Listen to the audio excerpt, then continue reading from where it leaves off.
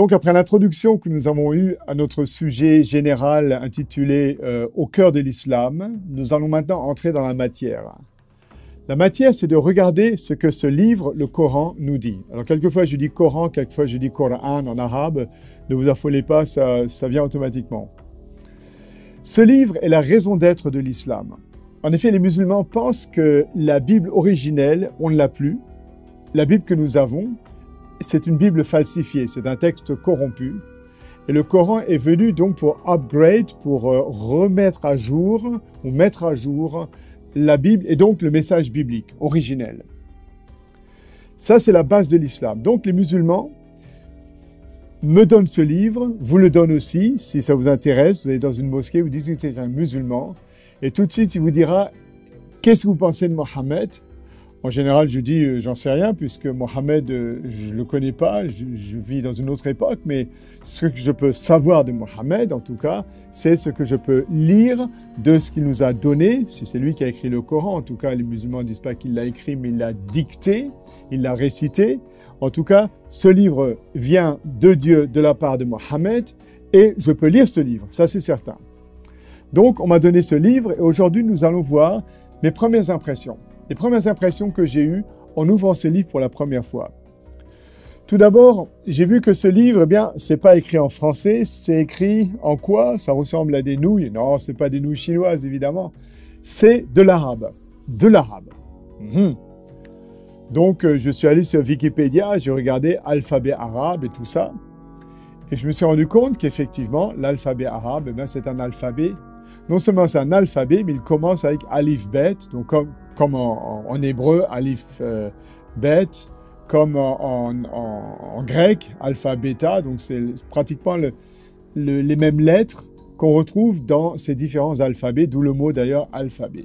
Ce qui veut dire que le Coran ne vient pas de Jupiter ou de Mars, mais il vient d'un système d'écriture qui m'est déjà familier. Parce que, encore une fois, ce que je fais dans notre étude et ce que je fais quand je discute avec des musulmans ou même d'autres religions, c'est de chercher des points communs, de chercher des passerelles. Alors, une des passerelles que je vois, c'est que le Coran est écrit dans un alphabet qui est similaire à l'alphabet hébreu et nous rappelle même l'alphabet grec, alpha beta, alif bet, alif ba, etc.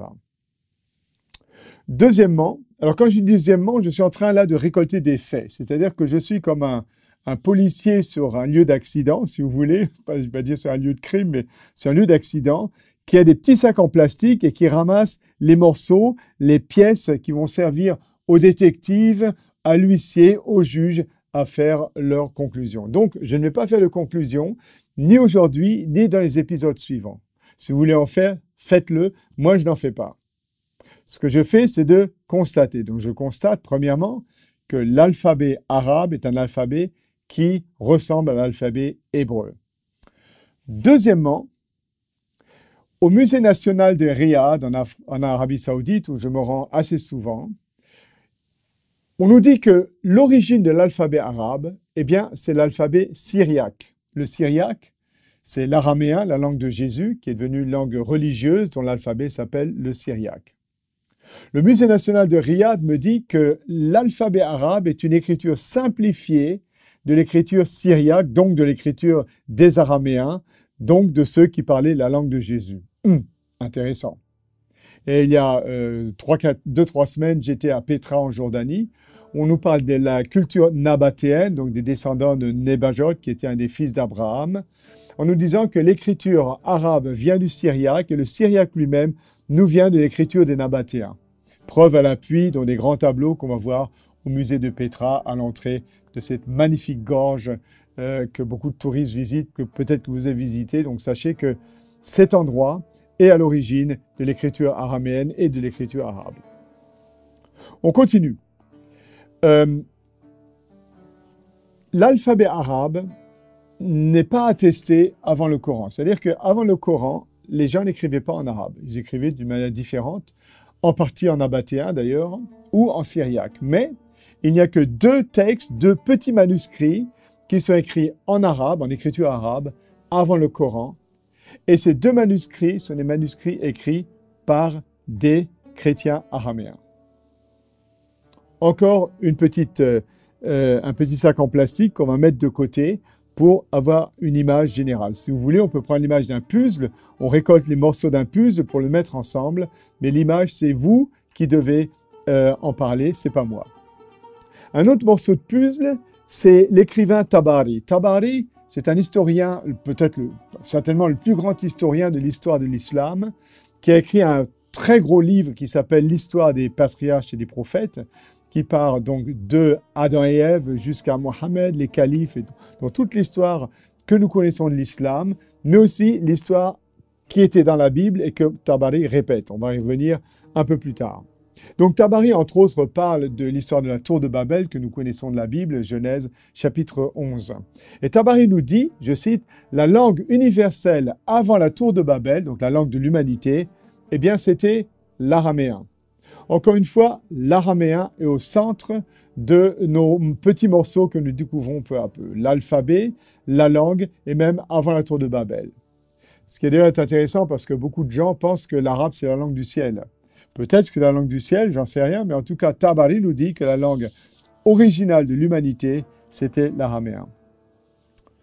Reprenons donc ce livre. Alors, entre-temps, bien sûr, je le lis en arabe, mais aussi il y a des traductions en français dans toutes les langues. Donc, on lit ce livre et on se rend compte d'une chose, c'est que la plupart des termes théologiques du Coran, eh bien, ce ne sont pas des mots arabes. C'est-à-dire que si vous prenez certains textes du Coran, vous les mettez dans Google, à traduire dans Google, par exemple, Google ne saura pas traduire ces textes.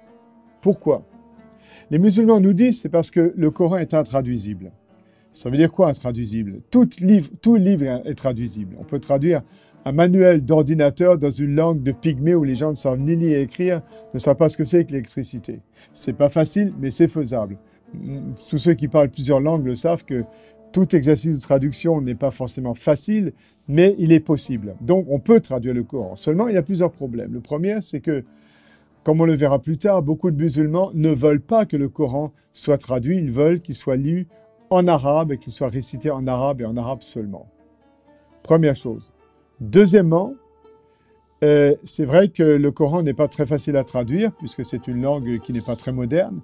Et troisièmement, et c'est ça le point, beaucoup de termes théologiques que nous trouvons dans le Coran sont des termes qui ne sont pas arabes, mais qui sont hébreux ou araméens. Ce sont donc des mots qui ont été empruntés d'autres langues. Nous avons aussi dans le Coran des mots persans, nous avons des mots grecs, mais en particulier beaucoup de mots hébreux araméens, qu'en tant que théologien chrétien qui lit la Bible en hébreu et en araméen, des termes que je connais, qui me sont familiers. Seulement, on se rend compte que quand ces mots sont employés dans une autre langue, ils changent de sens. C'est un peu comme le mot «bystro» en russe, qui veut dire vite, et qu'on utilise en France comme bistrot, qui est un endroit où on va boire un coup. Rien à voir, à moins que peut-être le soldat russe soit venu à Paris en disant « vite, vite, vite, vite, bistro, bistro », et ça a amusé les Français, donc ils ont inventé le mot bistrot. Alors, on a la même chose entre l'anglais, le français, l'allemand, le français. Par exemple, en français, on va prendre un vasistas, qui est une petite lucarne, qui vient de l'allemand vasisdas. Qu'est-ce que c'est? Rien à voir, on pourrait dire a priori. À moins qu'on fasse une étymologie, qu'on se dise pourquoi le mot est passé de ça et ça. Mais peu de gens le font. Et peu de gens le savent. Donc, les gens lisent le Coran, ils voient des mots qui sont araméens et ne savent pas ce que ces mots veulent dire vraiment. Et le meilleur exemple, c'est l'exemple du voile, où le Coran ne dit jamais que la femme doit se voiler, qu'elle doit porter un voile. C'est une mauvaise traduction d'un mot araméen, un mot d'origine araméenne. Ensuite, on lit le Coran, on écoute les musulmans, et vous connaissez tous ces expressions, bien sûr le mot Allah, mais aussi Bismillah au nom de Dieu, Inch'Allah si Dieu veut, Assalamu alaikum, que la paix soit sur vous. Et je me rends compte en étudiant ces mots que ces mots sont pratiquement arabes, puisqu'en fait, même Allah a une prononciation qui n'est pas arabe, mais araméenne. En arabe, il n'y a pas le al, ça n'existe pas. Donc, ce n'est pas de l'arabe pur. Par contre, c'est un mot araméen, on va y revenir. Toutes ces expressions que les musulmans utilisent, Bismillah, Alhamdulillah, Inch'Allah, Salam alaikum, Allahu Akbar même, ce sont des expressions que nous trouvons dans la Bible. On va y revenir, par exemple.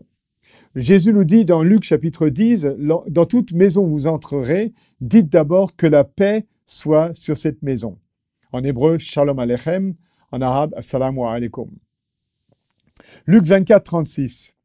Jésus, donc après la résurrection, vient voir ses disciples. Et le texte nous dit, les disciples parlaient encore, quand Jésus lui-même se présenta au milieu d'eux, leur dit, que la paix soit sur vous. Assalamu alaikum, shalom aleichem. Donc une expression biblique. Jacques, dans sa petite épître au chapitre 4, nous dit au verset 15, ne dites pas demain on va faire ça et ça et ça, mais si Dieu le veut. En arabe, Inch'Allah. Lorsqu'on parle du Dieu clément et miséricordieux dans l'islam, Rahman ou Rahim, on se rappelle que dans Exode au chapitre 33 et au chapitre 34, Moïse demande à Dieu de se révéler, de se présenter sa gloire, de révéler son nom, c'est-à-dire son attribut principal. Et Dieu va se révéler dans ces textes, je lis juste Exode 34, verset 6, en disant « L'Éternel est un Dieu de grâce et de compassion, lent à la colère, riche en bonté et en vérité. » Encore une fois, ici, nous avons le mot hébreu « Rahum » qui correspond à l'arabe « Rahman ». Le caractère de Dieu, la compassion, est donc quelque chose de biblique. Jacques, encore une fois, cette fois-ci au chapitre 5, au verset 11, va nous parler de la persévérance du prophète Job et va nous dire qu'après sa nuit de souffrance, Dieu a tout tourné en bien, car, et Jacques de nous dire, le Seigneur est plein de tendresse et de compassion. Et les mots que nous avons ici en grec expriment exactement l'idée que nous avons dans le mot arabe, dans l'expression arabe, Rahman ou Rahim, celui qui est miséricordieux et plein de compassion. On pourrait continuer encore là-dessus. La ilaha illallah, il n'y a pas d'autre Dieu que Dieu. On le trouve 16 fois dans la Bible. Toutes les expressions donc classiques de l'islam, même comme je l'ai dit, Allahu Akbar, c'est une expression que les chrétiens arabes utilisent très souvent, non pas pour se shooter en l'air avec de la dynamite, mais tout simplement comme une expression de respect, d'admiration pour ce Dieu qui est Akbar, c'est-à-dire qui est plus grand que tout ce que nous pouvons nous imaginer. C'est une expression donc d'origine chrétienne. L'autre pièce du puzzle que nous sommes en train de construire, c'est que lorsque nous ouvrons le Coran, nous trouvons beaucoup d'histoires que nous connaissons de la Bible. Surtout les noms de tous les prophètes. Ça commence par Adam jusqu'à Jésus, en fait. Il est parlé dans le Coran d'Adam et Ève, donc de Lot, d'Abraham, de David, de Moïse, de Job, de Jean-Baptiste, de Jésus aussi. Donc, ce sont des histoires que nous connaissons et la manière dont ces histoires sont présentées dans le Coran sont typiquement judéo-chrétiennes. C'est-à-dire qu'il n'y a rien dans le Coran qui est parallèle avec la Bible et les traditions judéo-chrétiennes qui soit vraiment nouveau. Prenons un exemple. Le Coran nous dit que Noé avait 4 fils, seulement 3 voulaient rentrer dans l'arche et au moment du déluge, le 4e a été donc détruit par l'eau. On va se dire, mais qu'est-ce que c'est que cette histoire? Eh bien, cette histoire, on la retrouve dans les traditions juives. Je ne veux pas dire qu'elle est juste ou fausse, ce n'est pas la question, mais c'est pour dire que le Coran ici n'apporte rien de bien nouveau. De même, la description, deuxième exemple, de Jésus qui est avec sa maman en tant que bébé sous un palmier en train de manger des dattes, eh bien, c'est une image que nous retrouvons dans une mosaïque qui a été trouvée juste au sud de Jérusalem il y a quelques années, dans une vieille église, une église beaucoup plus vieille que le Coran, et qui nous montre Jésus assis avec sa maman, donc sur son ventre, en train de manger des dattes sous un palmier. Les noms même de tous les prophètes que nous connaissons de la Bible sont dans le Coran, mais ils ne sont pas en arabe, mais ils sont des noms araméens. Abil, Adam, Ayoub, Daoud, Haroun, Ibrahim, Moussa, etc. Ce sont des mots araméens. D'ailleurs, je vais vous le montrer en prenant un exemple tout simple. Nous avons le cas dans l'Ancien Testament de Ismaël, donc le fils d'Abraham, qui veut dire en hébreu Ishmaël, donc El, qui est Dieu, Dieu El, qu'on retrouve dans Daniel, Nathanaël, Emmanuel. El m'a écouté, donc Dieu m'a écouté. En arabe, dans le Coran et aussi dans les musulmans, appelle Ishmaël Ismaïl. Donc la même chose qu'en hébreu, mais en arabe, Ismaïl, donc Dieu, enfin, on m'a écouté. Et qui m'a écouté? Il, c'est El. C'est le même Dieu que le Dieu des Hébreux. C'est pas Allah. Pourquoi est-ce qu'on n'appelle pas Ismaïl Allah? Allah m'a écouté, non? Ici, on utilise le mot de Dieu, légèrement déformé, de El à Il, dans les textes du Coran, donc le nom du Dieu hébreu. La même chose pour Gabriel, donc El, Dieu, et ma force, qu'on retrouve en arabe comme Jibra'il, et non pas comme Jibra'il Allah. Et pourquoi? On peut se poser la question, je n'y répondrai pas. Mais sachez donc que ici, Ismaël, Jibra'il sont des mots typiquement hébreux qu'on retrouve dans le Coran, avec même le nom de Dieu en hébreu et non pas en arabe, Allah. Le plus ancien manuscrit du Nouveau Testament que nous avons en arabe, qui s'appelle le Codex Leiden-Zis, qui date à peu près du Xe siècle après Jésus, c'est-à-dire 300 ans après l'arrivée du Coran, eh bien, ce Codex Leiden-Zis commence avec cette parole « Bismillahirrahmanirrahim » au nom du Dieu clément et miséricordieux. Une expression que nous considérons être typiquement musulmane se retrouve 300 ans après le Coran, en début de la Bible, donc du Nouveau Testament chrétien, c'est pour le dire, arabe. On retrouve donc dans ce Nouveau Testament non seulement cette expression « Bismillahirrahmanirrahim », mais encore une fois le mot « Allah » pour Dieu, « Isa » pour Jésus, donc toute la terminologie coranique, du moins que nous connaissons du Coran, ici dans un texte biblique 300 ans après le Coran. C'est une petite pièce de puzzle que je vous donne pour réfléchir, pour se demander, mais alors, quelle conclusion tirer? Encore une fois, je ne tirerai aucune conclusion. Remarquez cela, notez cela.